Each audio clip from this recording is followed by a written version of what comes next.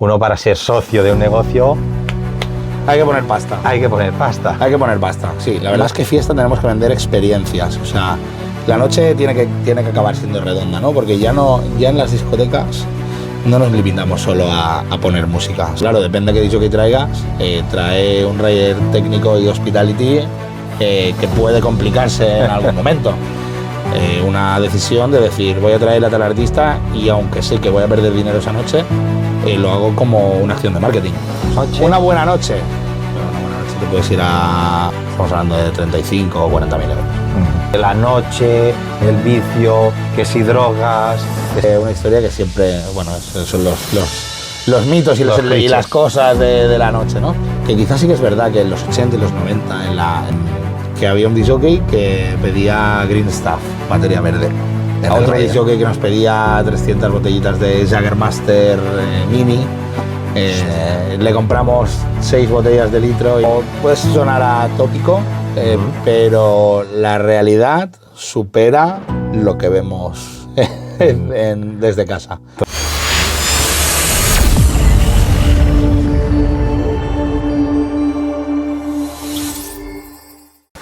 Bueno, familia, pues aquí estamos, un podcast más. En esta ocasión estamos con Xavi Jané, un empresario de la noche, bueno, más que de la noche, quizá del ocio. Del ocio. Porque también trabajas en ocio de día. Y como relacionado con el ocio, pues siempre hay el tema de jockeys, cantantes, artistas y demás.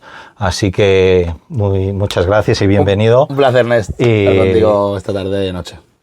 Y nada, vamos a saber un poquito los secretos de la noche, también a desmentir quizá un poquito leyendas o tópicos que hay en el mundo de la noche y con qué lo relacionan. Empezaría un poquito por el principio. ¿De qué te vino a ti meterte en este mundo del ocio nocturno? ¿Cómo empezaste? ¿Cómo fueron tus inicios? Bueno, yo siempre he sido una persona que me ha generado muchas inquietudes a la hora de el sector del ocio nocturno, ¿no? Ya desde bien pequeñito me llamaba mucho las discotecas la atención y era un sector en el que me llamaba mucho la atención y me generaba mucha inquietud, ¿no? A esto le sumamos que siempre he sido una persona muy melómana, me ha gustado siempre la música de absolutamente todos los géneros. Y bueno, pues esas dos fusiones de la música con la inquietud que me generaba el sector, pues así fue un poco el inicio. El inicio, pero claro, ahora tienes una discoteca o eres socio de discotecas y demás, uno no empieza por arriba. No. Eres como muchos que antes era muy típico. Empecé repartiendo flyers, tal, y luego fui disjockey, luego fui camarero, luego fui encargado, tal. ¿Cómo fue en tu caso? Sí, en mi caso siempre ha sido una línea ascendente. Por ejemplo, porque camarero circunstancialmente lo he hecho, pero no ha sido una de las funciones con las que me he ganado la vida, ¿no? Vale. Ha sido más, pues desde el inicio, en la época, flyers en las tiendas, flyers en los coches. En ese momento, lógicamente, el equivalente al Instagram de hoy en día, ¿no? El social manager, ¿no? Mucho menos técnico. Mucho menos técnico, porque hoy en día necesitamos equipos muy técnicos a la hora de... Se ha profesionalizado mucho todo eso. Entonces, bueno, éramos un batallón ahí de gente pues, repartiendo flyers, repartiendo pues, por las tiendas, por los coches, Bueno, y de ahí pues vas escalando, ¿no? Y vas subiendo, y de ahí a jefe de equipo, y luego pues ya pasas un poco a relaciones públicas y ahí tomas decisiones un poco ya más a nivel de programación, a nivel de fiestas, a nivel de tal. Y bueno, y una extensión, luego acabé como jefe de sala, director. Vale. Y de ahí pues ya me surgió la oportunidad de poder montar mi propio negocio con una serie de socios. Entiendo que para dar ese paso, aparte de llevar ese bagaje, esa experiencia, uno para ser socio de un negocio... Hay que poner pasta. Hay que poner pasta. Hay que poner pasta, sí. La verdad que... Y desgraciadamente no poca, porque es un sector en el cual... todo lo que es específico de discotecas vale mucho dinero, demasiado. Entonces... ¿Te refieres en cuanto a lo que es el material o en cuanto al tema de licencias? Todo, bueno, las licencias al final, las licencias valen lo que valen y están especificadas en cada ayuntamiento, está tarificado. O sea, cada licencia vale lo que vale. Que lógicamente las de nuestro sector son más caras que una licencia, por ejemplo, de abrir un bar o una cafetería. Vale. Pero luego, montar en sí, todo lo que requiere montarla... pues son cosas muy específicas para discoteca. Pueden ser equipos técnicos de sonido, equipos de iluminación, son cosas que solo usamos las discotecas y que son muy específicas como tal. Y aunque en los últimos años, gracias a los avances tecnológicos del LED, China ha avanzado mucho en ese aspecto y en los precios han bajado, pero siguen siendo unos precios caros. Equipos elevados de precio. Quizá el tema del sonido es lo que se mantiene más a precio elevado, la iluminación es más asequible y tema altavoces. La iluminación quizás es un poco más asequible gracias a los avances del LED, pero si quieres al final calidad, lógicamente pues también sube más. Y el sonido sí que es verdad que cuando ya vas a tocar marcas con las cuales quieres trabajar con cierta calidad de sonido y quieres ir a ciertos estándares, pues al final son equipos que valen un dinero importante. Vale, porque en tu caso, a la primera vez que entraste como socio en un local de este tipo, ¿fue un local pequeñito? ¿Estamos hablando ya de una discoteca? ¿O no, era una discoteca grande con los propietarios que en ese momento tenían la discoteca. Yo era su director. Vale. Y bueno, me pusieron encima de la mesa la idea de poder gestionar yo. Ellos me cedían la marca. Vale. Pagando con una serie de condiciones, pero me quedaba yo a cargo y al control de absolutamente toda la discoteca como propietario. Lo único que, había ciertas condiciones y tal, porque la marca se quedaba y tal, lógicamente esa marca valía un dinero. Y entonces por explotar esa marca, pues había ciertos pagos que se habían pactado. Vale. ¿Y cuáles dirías que son las dificultades más grandes que te has encontrado a la hora de montar o entrar en formar parte de una discoteca, de un local de ocio nocturno? Algo que quizá desde fuera no se ve o la gente no piensa en ello como tal, porque sí que pueden pensar en lo que tú estabas diciendo de, comprar unos altavoces, comprar unas luces, montaría unas barras y ya está. ¿Qué cosa quizá te ha frenado más o entraña más riesgo que no se pueda ver desde fuera? Yo creo que a nivel de dificultades, por ejemplo, yo creo que es una cosa que nos podemos encontrar, yo creo que en casi todos los sectores.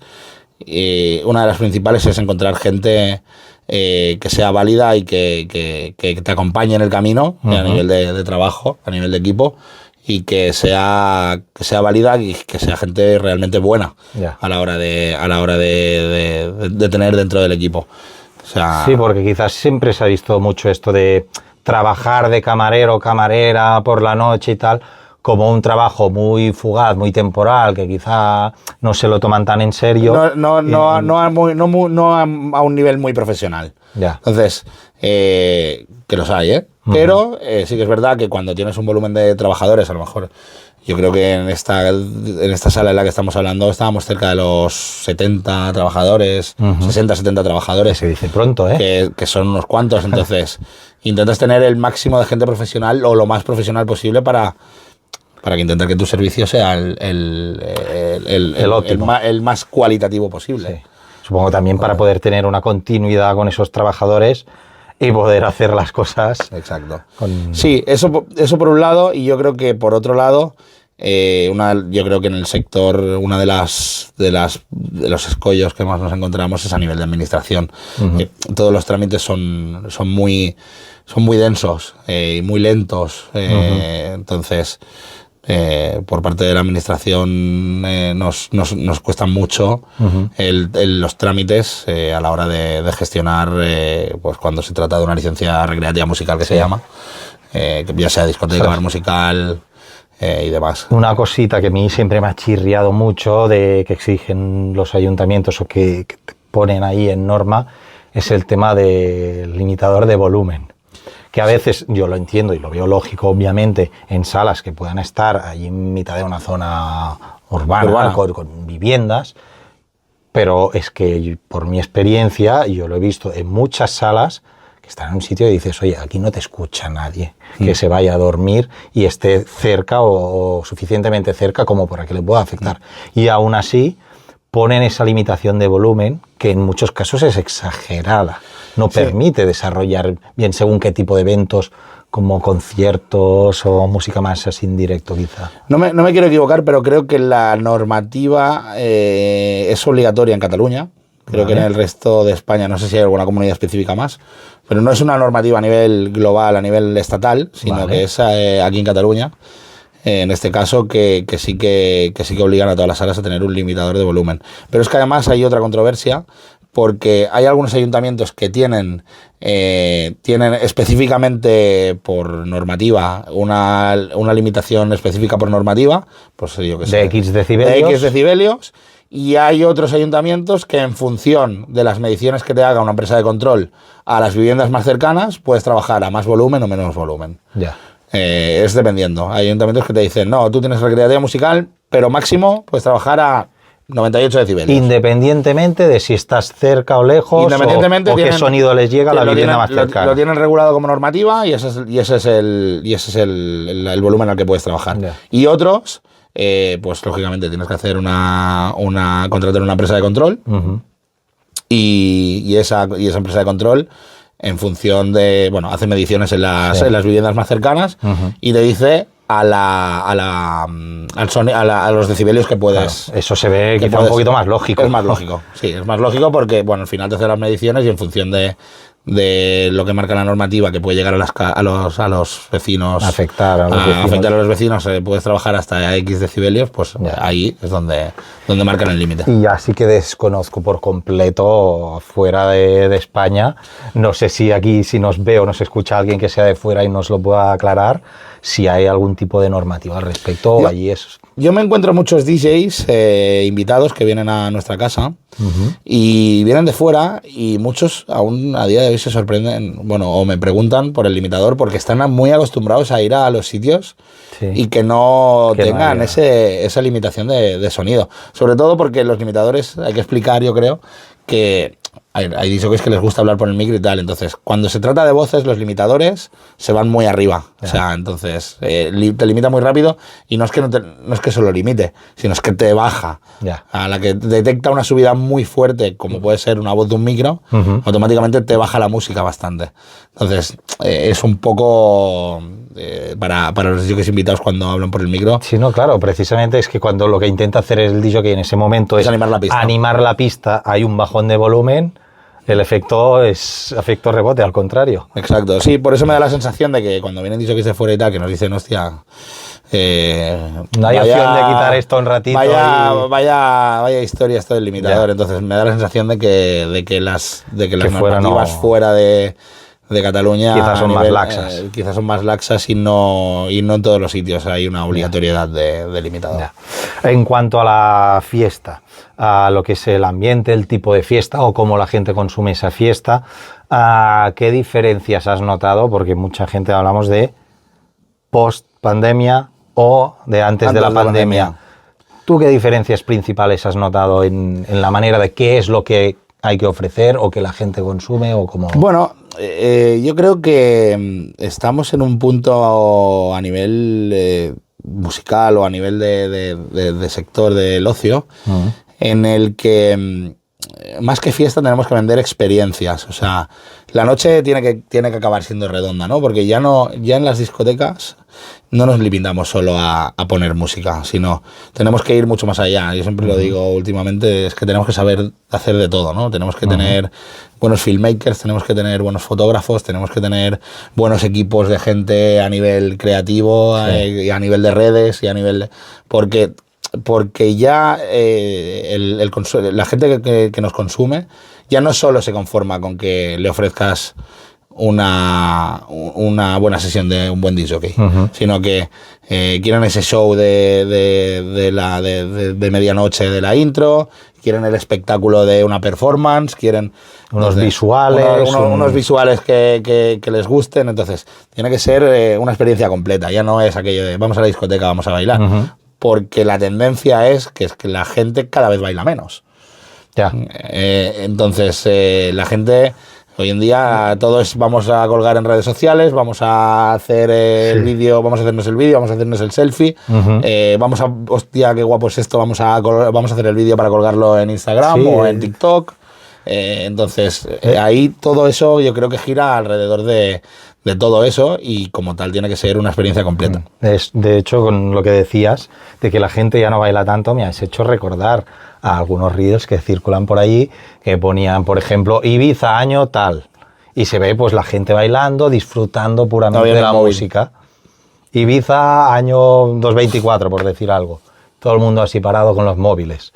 Entonces, sí, parece que la gente quiere ahí toda la experiencia para luego poder postearla, y poder recordarla y demás, más que por estar allí viviendo el momento en sí, casi. Sí, es la tendencia del consumidor ahora mismo a nivel global, es esa. O sea, es buscar la experiencia a nivel global para eso, para poder decir, ¿no? que ha sido una noche perfecta o una tarde perfecta. Buscar pues esa experiencia a nivel global, no solo musical, sino musical, visual y todo el conjunto. Y creo que también a raíz de lo que fue la pandemia y las primeras restricciones que había, ¿no? Que cuando empezaban a dejar hacer cosas, a raíz de eso se han empezado a poner de moda más las sesiones de tardeos, sesiones que antes era la discoteca, que es noche, y si se hacía algo de tarde era para un público menor de edad. A raíz de la pandemia, como las normas están mucho más estrictas y cerraban ya de noche y ciertas restricciones, pues se empezó a hacer el tardeo como de manera única, que es lo único que se podía hacer, digamos, de manera necesaria, de esa manera, pero creo que se ha quedado esa tendencia. yo creo que no es una moda, yo creo que los tardeos han llegado para quedarse. Y la verdad que a nosotros a nivel de salas, la verdad que es algo que se agradece porque, lógicamente, las discotecas de las grandes ciudades sí que normalmente abren muchos días a la semana, si no todos abren a lo mejor 4 o 5. Las salas que estamos fuera de Barcelona, pues solo teníamos la opción hasta antes de la pandemia de abrir viernes, sábado y algunas jueves, si están en alguna zona universitaria. Esto nos da mucha más vida porque al final toda tu infraestructura la tienes que la puedes amortizar más, pues. La tienes que amortizar, exacto, no me salía la palabra. La tienes que amortizar en 2 días, de esta manera la puedes amortizar en 3 o 4 sesiones. Que puedas hacer. Entonces la verdad que nos da un aire al sector que es maravilloso. Además, las sesiones de día ahora en verano y yo las celebro hoy. Yo creo que yo y casi toda la gente pues que ya hemos pasado de cierta edad, ostras, eso de los tardeos no nos parece tanta mala idea. Sí, además te lo iba a comentar, además permite a depende qué público, porque al final todo esto empezó con los tardeos y salía todo el mundo, pero sí que es verdad que cada vez hay, pues está más sectorizado, ¿no? Hay una serie de público que por sus compromisos diurnos, familiares de trabajo y demás, salir por la noche no le va bien. Entonces, le es mucho más fácil salir por la tarde que no salir por la noche. ¿Vale? Entonces, y además, lógicamente, a nosotros a las salas nos permite focalizarnos a lo mejor más a ese tipo de público, porque a nivel musical también podemos hacer una sesión más específica para ellos. Claro. No, yo lo celebro, porque ya actualmente es eso, salir de noche significa ya a partir de cierta edad hipotecarte el domingo entero. En cambio, si dices, ostras, mira, es que empiezo a las 6 de la tarde y a las 12 estoy en casita, duermo más horas quizá que ese día. A las 10 del domingo estarás listo. Pero el día siguiente eres persona. Sí. Entonces yo lo celebro. Es algo que mucha gente lo celebra como tú, porque mucha gente nos dice, hacía falta algo así, porque no podemos salir por la noche, entonces es fantástico. Perfecto, y abres un poquito más el abanico, es lo que decías. A nivel invitados, una sala, es lo que tú dices, para siempre ir ofreciendo cosas distintas, pues al final haces DJs invitados, en vuestro caso también creo que tenéis a veces cantantes, hay artistas así en directo. Nosotros ahora estamos haciendo música en directo, los tardeos, música en directo, y luego las sesiones de noche con algunos DJs invitados. Luego anteriormente en otras salas hemos tenido también a nivel pues ya DJs cantantes de urbano, de género urbano, de reggaetón y demás. Pero sí, actualmente estamos con los domingos estamos con música en directo rumba y por las noches DJs invitados. ¿Qué es más práctico para una sala? ¿Traer a un DJ o traer a un cantante? Todo tiene su... ¿O depende del artista que te venga? Depende del artista, depende de lo que... todo tiene su historia. Porque yo te diría, un DJ a primera vista es quizá más fácil, porque al final, más allá de los transfers de ida y vuelta al aeropuerto, del aeropuerto al hotel y del hotel a la sala, no hay demasiado más. Pero claro, depende de qué DJ traigas. Trae un rider técnico y hospitality que puede complicarse en algún momento. Entonces, luego, lógicamente, traer una banda de música o un grupo que toca en directo requiere de un nivel técnico y de unos medios técnicos que una discoteca al uso normalmente no tiene. Unas tablas, unas mesas de sonido, mesas de directo, instrumental de micros, instrumental de una serie de cosas que normalmente las discotecas normales, puras y duras, no disponemos de esos equipos. Y obviamente dentro de los artistas invitados pues hay de precios más asequibles hasta precios desorbitados. Entonces siempre se ha hablado, o yo he escuchado mucho hablar de no me cuadra esa sala que traigan a ese artista porque más o menos su caché ronda esta cifra, eso no lo facturan esa noche. Hay otra gente que dice, bueno, a veces es como la sala de vez en cuando dar un premio, entre comillas, a su clientela para fidelizarla de algún modo. No cada semana estarán trayendo a un artista de ese calibre, pero hacerlo de vez en cuando como para fidelizar. Sí, no siempre que traes un DJ invitado es para vender tickets o o en algún caso incluso no es para ni siquiera que esa noche ganes dinero. Me explico. Hay veces que traes un DJ invitado y no es para vender más tickets, porque al final lo que pretendes es dar una sesión distinta o un poco diferente a la que tus clientes habituales están acostumbrados a ver cada día o de manera habitual con los DJs residentes.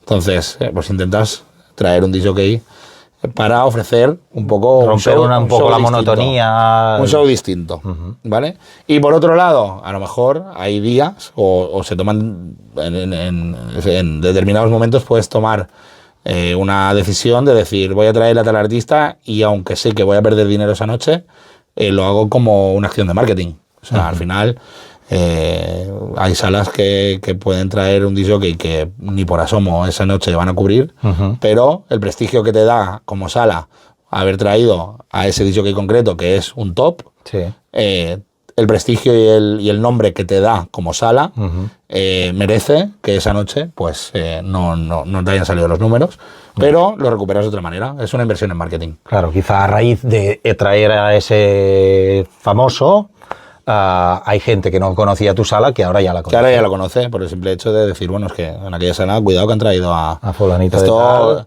Esta gente son gente que van en serio. Ya. Entonces, bueno, se aplica un poco también como eso. Es un dinero que en vez de hacer una campaña de publicidad en Instagram o de hacer anuncios en radio, pues dices, pues bueno, yo voy a perder esa noche X y lo meto como un gasto en publicidad. Ahora que hablamos de eso de perder, ganar, para hablar un poco de cifras, la peor noche que hayas tenido como empresario, ¿podrías decirnos qué cifras has llegado a palmar? ¿O un más o menos? No, es que no sé, a lo mejor he tenido igual he tenido mucha suerte, pero si es que te ha pasado, claro, yo ahora digo así. Yo te diría que a lo mejor puede ser que alguna noche... O eso que te queda... De las noches que he tenido inversiones fuertes, sí, De las noches que he tenido inversiones fuertes, así de dinero de artista que viene con un caché elevado, con gastos de hotel, de transporte, de tal, te diría que la peor ha sido una que me quedé a cero. O sea, una vez pagado artista, pagado trabajadores, pagado el consumo de todo el producto que se gasta y tal, quedarme a cero. Y luego quizás como trabajador hay muchas palmadas, pero como propio, yo te diría que a lo mejor hay alguna noche rara con el personal habitual y tal, pero que a lo mejor estamos hablando mejor de 2.000, 3.000 euros que haya podido ser una sesión deficitaria, claro, de 2.000 o 3.000 euros. Te lo preguntaba porque siempre dicen eso, de la noche da mucho dinero, pero también es de los negocios más inestables que hay, ¿no? Entonces es como un riesgo. Es un riesgo. Sí que es verdad que si un negocio del sector del ocio nocturno no funciona, se pierde mucho dinero. O sea, no hablamos de un día puntual que a lo mejor a todos nos ha pasado, que dices, es un día de... Se ha puesto a llover en la fuente, la gente se iba... Un día 1 y te cae en sábado. Por ejemplo, el sábado noche que tienes que abrir, el 31 ha sido viernes, fin de año.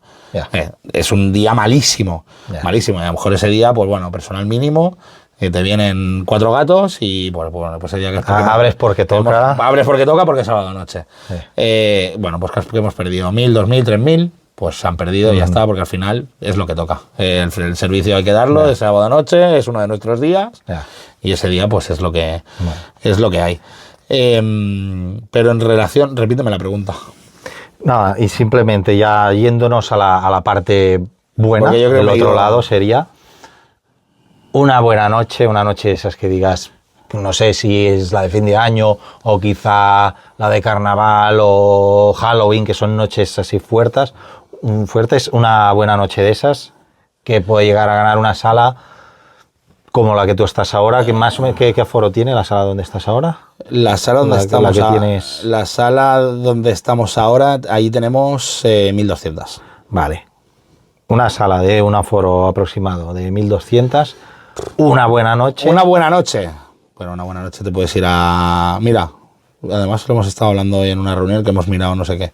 Estamos hablando de 35 o 40.000 euros.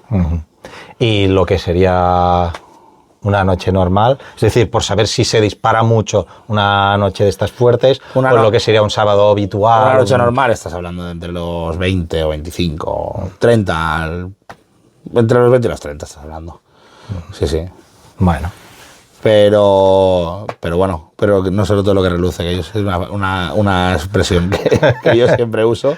No, y claro, es lo que estaba pensando, porque también los días que ganas más hay que guardar para esos días, o si se palma pasta, o también me imagino yo, ahora se rompen estos altavoces, ahora esto, ahora... Mira, a nivel de mantenimiento siempre estamos con unos gastos elevadísimos, porque cuando no se ha roto un altavoz hay que cambiar iluminación. Cuando no es mantenimiento general, pues de lamas del privado, pintura, o sea, a nivel un baño, a nivel de mantenimiento es algo que es constantemente, es un gasto, pero que al final vivimos de ello, al final tenemos que hacerlo. Y luego hay que reinvertir constantemente ese dinero. Y luego a nivel de costes de personal, costes de hoy en día el producto con el que gastamos, si gastas alcohol de primeras marcas, en los últimos años también han experimentado unas subidas terribles, como todo. Entonces, estamos hablando a lo mejor de un margen cuando acabas del todo, de pagarlo todo, a lo mejor estás hablando de un margen de un 15% de beneficio. Al final de todo.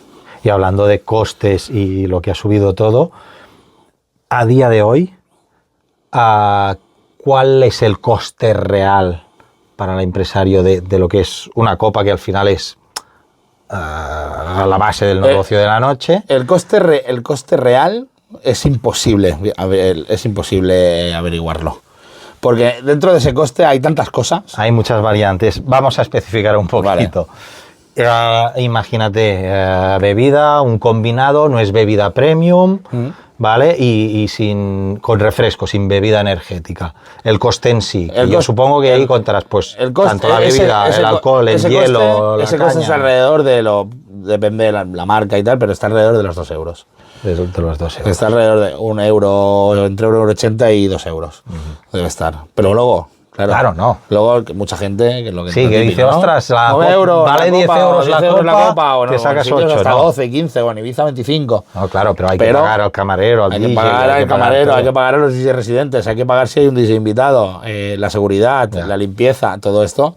Claro, tenemos una serie de cosas que un bar, un restaurante normal o cualquier otro sitio de hostelería no tiene. Es una serie de servicios que nosotros sí que tenemos. No solo es el camarero que te sirve, sino que es el equipo de seguridad, son los equipos técnicos que hemos hablado antes, musicales y de iluminación y sonido, que eso pues lógicamente tiene un mantenimiento y cuando llega a su fin de vida útil hay que cambiarlos, DJs, bueno, pues todo eso lo pagan las copas.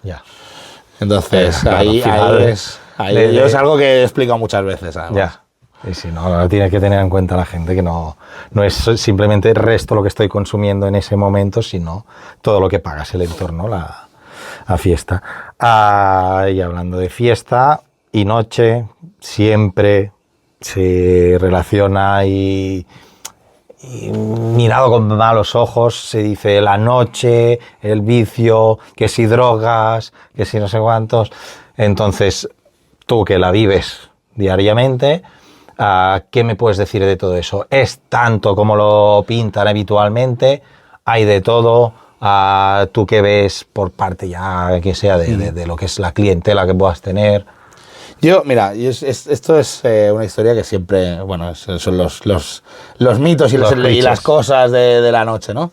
Yo creo que esto viene de hace muchos años atrás, que quizás sí que es verdad que en los 80 y los 90, en la época en las que las salas empezaban a regularse y empezaban a su vida, que además yo creo que coincide también con un poco con la época de los 80, la movida, la ruta del bacalao en Valencia, fueron, yo creo que fue años oscuros y años grises, porque, bueno, entiendo que yo no lo viví, era muy jovencito aún, pero yo creo que esa creencia o esas historias vienen de esa época, de los inicios del sector del ocio nocturno. Te puedo decir que a día de hoy el sector ha cambiado al 1000 por 1000. Se ha profesionalizado muchísimo porque prácticamente toda la gente que trabaja en el sector, me refiero a nivel profesional, yo creo que se ha profesionalizado mucho. Entonces, en ese aspecto yo te puedo decir que no es más que se pueda encontrar en cualquier otro sector. Ya. Al final hay de todo, pero en todos lados. O sea, no es más de lo que podamos encontrar a lo mejor en un sitio de oficinas o en porque al final nunca sabemos quién hace, depende de qué cosas. Claro. Sí, no, yo te lo decía porque era lo típico, ¿no? Que se decía al menos antes, cuando alguien empezaba a salir, los padres decían, vigila, y no tomes drogas, que no te echen nada en el vaso, que te van a ofrecer drogas y no sé qué. Y pues yo no sé, pero yo debo haber tenido mucha suerte siempre. Primera porque la verdad que nunca me han ofrecido, o sea, no nunca me han ofrecido, sino no me han ofrecido... Tampoco... Eso de que te venga un desconocido allí en el baño. No me ha pasado que me hayan ofrecido aquello que... A trochimoche. Me ha pasado que me han ofrecido algunas veces, pero no es aquello que cada noche... ¿Tú quieres droga? No.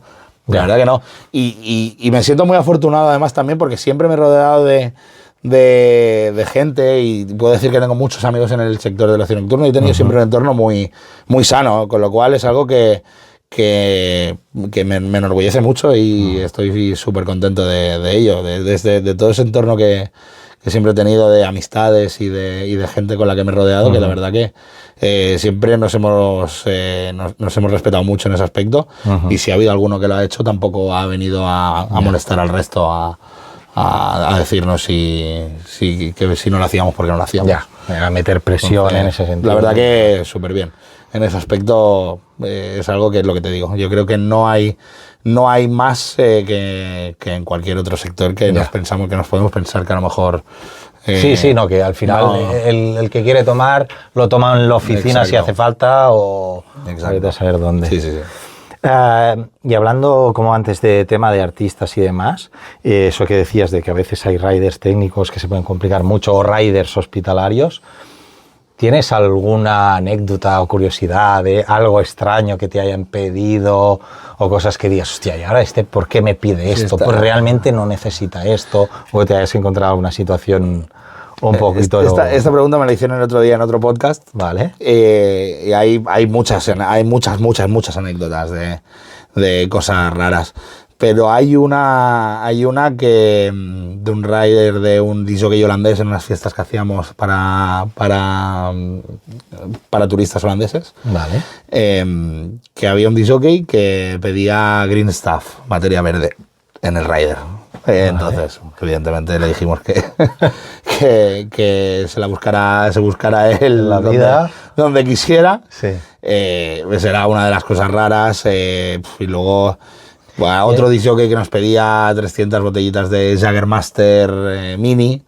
Le compramos 6 botellas de litro y luego resulta que es que hacía un show con las botellitas, un show en el escenario. Ajá. Y los daba en dosis individuales y tal, y nosotros le habíamos comprado. Y no pudo hacer él. No, lo hizo, pero con las botellas grandes. Pero bueno, ya no era lo que él quería, se enfadó un poco, pero bueno, al final... Yo pensaba que me decías, mira, le compramos 6 y cuando ya iba por la sexta ya pudo dejar de contar. Claro, al final la cantidad es la misma. Si me pide 200 botellitas de no sé cuántos mililitros, le compro 6 botellas de litro, al final el equivalente es el mismo. Sí. Pero no, es que resulta que hacía un show con la gente, se lo daba a modo de dosis individual, y entonces, bueno, tuvo que variar el show, pero lo hizo. Y algo extraño, porque bebidas pues pueden ser más o menos ibaritas y tal, ¿no? Con bebidas... Pero bueno, cosas que digas, ¿y esto por qué? ¿O por qué necesita esto? Como siempre se ha hablado muchas veces de estrellas ya más internacionales, de no piden el camerino, yo qué sé, una sábana de seda que no sé qué y tener no sé cuántos. Yo me he encontrado con riders, con hospitalities, que a lo mejor piden muchas cosas en abundancia, que luego al final de la noche, cuando se marchan, te vas al camerino y ha sobrado prácticamente todo, que tampoco entiendo muy bien por qué esa cantidad, pero bueno, entiendo que a lo mejor es un rider general y que a veces van más acompañantes y a veces van menos, entonces para no quedarse cortos, pues ya tiran largo y ya está.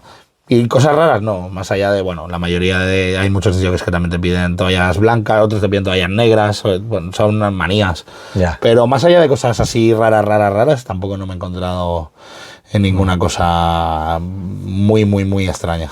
Bueno. Y a nivel musical, bueno, en la sala que tú estás, yo por lo que tengo entendido, pues es música así más variada, ¿no? Podríamos decir un poquito lo que es todo éxitos. ¿Notas también diferencias de años atrás, una evolución musical o que hay unos géneros que tiran más que otros? ¿Cuál es la perspectiva que tienes? Sí, yo creo que es que a nivel musical, como la música evoluciona tan rápido en el mundo en el que vivimos, recuerdo que antiguamente salía música 2 veces al año, cuando salían los recopilatorios en Navidad y los de verano. Entonces, ahí era cuando salía la música, y si no salías en esas 2 fechas, no salías. Entonces ahora tenemos música, cada día tenemos música nueva. Yeah. Entonces eso es lo que permite es que el sector evolucione muy rápido a nivel musical. Yo creo que ahora hay una tendencia que para mí es muy bonita, que hay una tendencia de que la música urbana está fusionando con la electrónica. Vale. Yo creo que es una tendencia que da a la alza, y yo creo que está enganchando aquí, por lo menos aquí en España, está enganchando fuerte, y que es algo que está, yo creo que está en su vida. Yo creo que tiene una evolución muy favorable. Eso de fusionar los ritmos electrónicos con ritmos urbanos. Sí, quizá los estilos cada vez están más difusos. Antes era fácil decir, cuando te preguntaban, hostia, esta canción, ¿qué estilo es? ¿Es house? ¿O es dance? ¿O pachanga, que llamamos? Progresivo. Ahora ya, bueno, es música urbana, pero tiene una base un poco tech house, es como esa mezcla, ¿no? Sí, no sabes bien dónde ubicarlo. Es difícil ubicar a veces el género en el que esa canción la puedes catalogar, ¿no? Entonces es un poco eso. Pero sí que es verdad que los sonidos urbanos fusionados con los sonidos electrónicos cada vez están más de moda y cada vez están funcionando más. Al final es una evidencia y en la cual pues nosotros como sala pues siempre tienes que estar a la última a nivel de modas a nivel musicales para mantenerte ahí un poco en la cresta de la ola. En el top. Luego, a nivel de lo que es como empresario de la noche, del ocio, de la música, claro, tú tocas lo que es una discoteca, es decir, un sitio fijo al cual van. Luego hay el otro punto que serían los festivales, que también están muy en auge, podríamos decir. Antes yo recuerdo hace años festivales así grandes, conocidos, había 4 o 5, ahora es que llega el verano y hay festivales por todas partes. ¿En eso has pensado en ponerte? ¿Has trabajado en algo de esto? ¿Es algo que tengas en perspectiva? Yo en relación a lo que tú dices, es verdad que hay, yo soy de los que piensa que igual el mercado empieza a estar un poco saturado a nivel de festivales, porque es que al final llega un punto que tú como consumidor a lo mejor hacen 3 festivales en el mismo fin de semana y en esos festivales hay artistas que quieres ver. Entonces no puedes ir a verlos los 3. O sea, o vas a uno, vas al otro, vas al otro. Entonces tienes que elegir. Entonces por eso digo que a lo mejor empieza a estar un poco el mercado saturado a nivel de festivales. Es algo que no he tenido la oportunidad de trabajar ni de experimentarlo de cerca. La verdad que siempre que me han invitado a festivales o he ido yo porque había artistas a lo mejor que me gustaban y tal, he ido como cliente a pasarlo bien, como espectador y porque había pues o bien unos amigos que me han invitado o bien había un artista que me gustaba y he pagado la entrada. Pero no tienes la espinita esa de decir, ostras, ¿y si monto yo una de estas gordas? No es algo. Eso quizás sí que es más arriesgado, ¿no? Porque te lo juegas a una carta. A una carta y un día. Y además te la juegas muchísimo más. Quizá. Sí, bueno, hay riesgo, pero tampoco, porque hoy en día pues hay seguros, hay una serie de herramientas que te permiten un poco amarrar el tema, ¿no? Pero no es algo que, la verdad que igual que el sector del ocio nocturno a nivel de clubs, sí que siempre me ha gustado mucho y me ha llamado la atención. La verdad que los festivales siempre los he visto pues un poco desde la barrera y siempre me ha gustado disfrutarlos como espectador. Sí, no es algo que si aparece la oportunidad y como reto, desde luego que sí, aparece la oportunidad de a lo mejor de poder gestionar o de poder llevar una pequeña partida a algún festival, encantado, seguro que como reto sin ninguna duda. Pero no es algo que a lo mejor iría a buscar. O sea, que voy a hacer de promotor de un gran festival o de un mediano festival. No es algo que a priori tengas en mente. No es algo que nunca me haya propuesto. Pero bueno, a lo mejor ahora me has despertado el gusanillo, ¿no? El gusanillo. Sí que sé que como empresario de la noche te han invitado a ver y a disfrutar del festival, uno de los más grandes del mundo, el Tomorrowland. Sí. Entonces, desde la perspectiva de empresario, cuando tú llegas ahí, ¿cómo ves la infraestructura, el montaje de eso? Para los que no hemos podido estar y vemos esas imágenes increíbles, ¿es tan espectacular como parece el montaje o es más cómo se vende? Ya sabes que hoy en día a través de redes una sesión casi pequeñita se vende como, bueno, aquí ha pasado un festival, ¿no? ¿Es tan grande como parece? Como puede sonar atópico, pero la realidad supera lo que vemos desde casa. Entonces es algo que vale la pena 100%. Sí, un festival como Tomorrowland, hablamos de Tomorrowland porque yo he ido y hemos comentado muchas veces, pero Tomorrowland Ultra, Miami, que son igual los dos más. Bueno, el otro día escuché un poquito de comparación y que el Ultra, por el nombre que tiene, quizá no tiene tanta infraestructura, puede ser. No puede acoger tanta gente como la que va. Igual no puede acoger tanta gente, pero a nivel de line-ups está a la altura de Tomorrowland. Sí, artistas sí, pero bueno, Tomorrowland es el número 1, hasta que los señores de DJ Mac digan lo contrario. Sí, Tomorrowland es espectacular. O sea, yo sin ninguna duda, si alguien no está viendo y tiene alguna duda de si vale la pena gastar la pasta que vale la pasta. Entre ir, comprar las entradas, quedarte allí y tal, vale una pasta. Que estamos hablando de unos 1.500 euros por cabeza. 1.500 no yendo muy a fondo. Ya, 1.500 más lo que te gastes luego allí. Más lo que te gastes allí, sí. Y luego, bueno, ya a partir de ahí lo que te quieras gastar. Porque luego si quieres una tienda, pues una tienda superior o la quieres con baño propio, si la quieres contar, pues todo eso suma. Va subiendo. Y yo la verdad que tuve la oportunidad de ir un día. La verdad que no me quedé ahí a dormir, porque como iba un día, yo llegué al principio, a primera hora del festival, hasta el final, y luego dormía en un hotel al lado del aeropuerto porque al día siguiente ya me volvía. Tuve la oportunidad de recorrer, me tengo que decir, pude recorrer todo el festival, y la verdad que es espectacular. O sea, por muchos vídeos que hayas visto, no te esperas lo que te encuentras allí. Es una auténtica locura. Vale mucho la pena. Me quedo con ganas de ir. Ya pues sabes que yo sí lo tengo en proyecto. Estabas en la preventa. Sí, pero no las cogí ya por motivos familiares. Bueno, otros años. Pero bueno. Otros años habrá. Sí, pero bueno, no podemos irnos mucho más allá, que lo quiero disfrutar con energía. Con energía. Que no, aún quedan que se ven imágenes del Tomorrowland de vez en cuando, alguien ya de tercera edad allí disfrutándolo. Hay gente de variopinta allí. Sí, hay gente de todas las edades. A mí me sorprendió también. Gente de edad ya a lo mejor avanzada sí, gente pasándolo bien. O sea, no es algo que... Y no desentonan. O sea, la verdad que... No, y es que lo he comentado a veces así con los amigos y demás, que claro... Antes la gente mayor no la relacionabas ni por asomo con la música dance, con la música electrónica. Pero ¿qué pasa?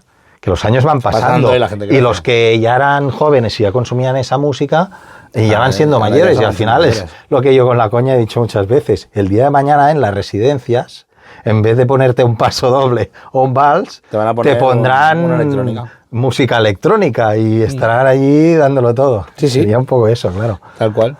Esa es la realidad, pero sí, la verdad que es algo que a mí me sorprendió también en Tomorrowland, la cantidad de edades de gente y la cantidad de nacionalidades, prácticamente gente de todo el mundo, con sus banderas pintados, o sea, es una experiencia que yo creo que única y que por lo menos una vez en la vida a la gente que nos gusta la música, porque además hay que decir que hay stage dentro de la música electrónica, pero hay stage para todos los estilos musicales dentro de la electrónica, que no solo o EDM o techno, o sea, hay... No solo el big room que hay ahí en el main stage. Hay variedad a nivel musical para todos los estilos, entonces yo creo que es una experiencia que al menos una vez en la vida, si te gusta la música de ese tipo, electrónica, hay que vivirlo. Hay que vivirlo porque vale mucho la pena. Bueno. Y si tuvieses que dar, desde tu experiencia, algún consejo a alguien que le guste también mucho el mundo de la noche, que esté pensando en meterse en ese sector, ostras, me abro un bar musical o no, o me han ofrecido... Gente que no tenga esa experiencia, ese bagaje. ¿Qué consejos o qué precauciones les darías que tomasen para o intentar que no se peguen la hostia? Porque, claro, al final todo es un riesgo, todo negocio. Bueno, yo lo que les diría es que tengan muy claro el objetivo que quieren tener, que no se distraigan con depende de qué cosas. Al final el mundo de la noche, como vulgarmente decimos, el sector del ocio nocturno, vivimos en un sector en el cual hay muchas distracciones siempre. Pues que si podemos tomar copas, que si podemos ligar, que si podemos... entonces, todo eso está muy bien, ¿vale? Pero en su justa medida, o en su cierta medida. Entonces, no te distraigas con las cosas que no son tan importantes y céntrate en el objetivo, que es, o bien hacer tu bar un local de renombre, incluso poder evolucionarlo y que ese bar se convierta en un sitio de moda y lo puedas reubicar y que se convierta en un local aún más grande. Entonces, no perder de vista la realidad. No perder de vista la realidad y enfocarse en el objetivo real de lo que quieres hacer. Ahora, por supuesto, si quieres montarte un bar para pegarte la fiesta tú con tus colegas, perfecto. Sí, pero quizá luego eso no te llevará a ganar dinero. Pero no va a ser negocio. No será rentable. Si hablamos como algo de negocio, focalizarnos en el objetivo y al final ser honestos con uno mismo a la hora de hacer las cosas y sobre todo trabajar. Porque al final es un tipo de negocio que aunque, como tú bien decías, antes solo se podía explotar, yo qué sé, viernes noche, sábado noche, ahora gracias al tardeo se puede explotar más horas durante lo que es la semana. Pero claro, como es la parte que ven, es también más sacrificado, que entre semana también conlleva un trabajo. Correcto. Supongo todo el recepcionar, el tema de las bebidas, arreglar, si hay que arreglar equipos, hacer la publicidad. Porque que si alguien va con la idea de meterse allí en plan, mira, trabajaré 2 días a la semana y me ganaré una pasta. No es verdad. No es verdad. Bien, ¿no? Eso conozco algún caso, pero es muy efímero. La realidad de la gente que trabajamos en el sector de ocio nocturno es que trabajamos de día y trabajamos de noche. Ya. Hay una serie de trabajos en los cuales no se ven y que están detrás y que hoy en día hay que hacerlos sí o sí, que luego es lo que te permite abrir la puerta y tener gente. Yeah. Entonces, no es aquello de, no, yo voy a trabajar viernes y sábado y el resto de lunes a viernes voy a estar en la playa tomando el sol. Probablemente con el tiempo y un esfuerzo determinado, si el local te funciona y te va bien o muy bien, a lo mejor 2 o 3 días de entre semana te permitirá a lo mejor poder irte a la playa a tomar el sol. Y porque supongo que también puedes empezar a delegar ciertas tareas más rutinarias. A delegar ciertas tareas. Si el negocio va rodado, lógicamente hay una serie de cosas que ya tienes más por la mano y te permiten pues a lo mejor estar en determinados sitios y estar trabajando. Porque, por ejemplo, yo me voy de vacaciones, pero me vaya donde me vaya del mundo, si tanto seas aquí en España o es fuera, la realidad es que no dejo de trabajar. O sea, al final yo siempre llevo conmigo mis 2 teléfonos y mi ordenador portátil. 2 teléfonos. Y mi ordenador portátil. Entonces, esa es la realidad. O sea, tengo tiempo para todo, pero no soy una persona como puede ser un trabajador a terceros que él plega el viernes, se va de vacaciones y ya no vuelve hasta, o sea, ya no se preocupa de su trabajo hasta que vuelve. No, la realidad de la gente que al final somos empresarios es que hay cosas que no puedes olvidarte de ellas, o sea, siguen estando ahí. Sí, si te olvidas de ellas, vuelves el lunes, están ahí. Cuando vuelvas de vacaciones, lo has hecho, estará pendiente. Estará pendiente o te encuentras las cosas manga por hombro o las cosas han dejado de funcionar entonces es algo que no te permite que las dejes. Yeah. Bueno, pues nada más. Ha sido un placer tenerte aquí. Igualmente, ha sido un honor que me invites a tu podcast, Nest. Nada, conocer un poquito más del mundo de la noche desde el otro lado, desde el lado del empresario. Todo el mundo conoce el mundo de la noche o la fiesta o el ocio desde el punto de vista del público, porque todos hemos salido, quien más, quien menos. Pero bueno, está bien tener también los otro puntos de vista desde dentro. Exacto, que nos haga un poquito más conscientes cuando vamos a un sitio, ostras, a todo el trabajo que conlleva, lo que hay detrás, y quizá valorarlo un poquito más y no exigir tanto, ¿no? Eso que decíamos, ¿no? De, ostras, me va a cobrar 10 euros por la entrada, la copa, y en el chino de abajo me vale 4 euros el cubata. Sí. Ojo. Pero hay una serie de cosas que también lo justifican. Que vale la pena. Pues nada, simplemente si os ha gustado, como bien dicen todos, y yo también, pues le dais a like, os suscribís y demás, la campanita. Hay que compartir, ¿no? Y compartir, voy a hacer unos cuantos reels de esto y también ya los podéis compartir. Pues nada, muchas gracias y nos vemos en otra. Que vaya muy bien. Gracias. Hasta luego. Adiós.